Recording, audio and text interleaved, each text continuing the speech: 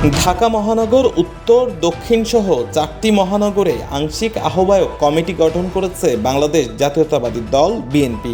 রোববার দলটির জ্যেষ্ঠ যুগ্ম মহাসচিব রুহুল কবির রিজভী স্বাক্ষরিত এক সংবাদ বিজ্ঞপ্তিতে বিষয়টি নিশ্চিত করা হয়। ঘোষিত অপর দুটি কমিটি চট্টগ্রাম ও বরিশাল মহানগরের। কেন্দ্রীয় জাতীয়তাবাদী যুবদলের সভাপতি সাইফুল ইসলাম নীরবকে ঢাকা মহানগর উত্তর বিএনপির আহ্বায়ক ও সদস্য সচিব করা হয়েছে দলটির কেন্দ্রীয় ক্রীড়া সম্পাদক আমিনুল হককে।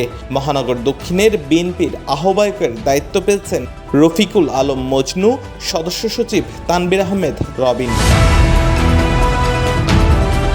এদিকে জল্পনা কল্পনার অবসান শেষে চট্টগ্রাম মহানগর বিএনপির কমিটিতে এসেছে নতুন মুখ।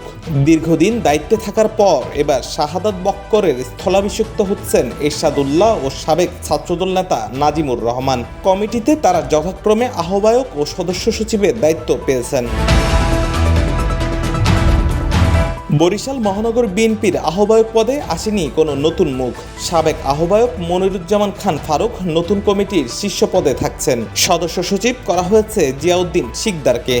এছাড়া ছাত্রদলের সাবেক নেত্রী আফরোজা খানম নাসরিনকে নতুন কমিটিতে 1 নম্বর যুগ্ম আহ্বায়ক করা হয়েছে।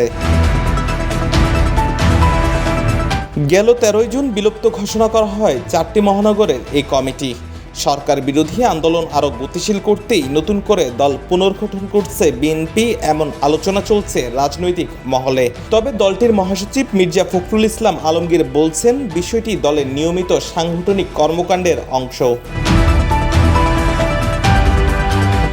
Desk news, CBN TV, USA।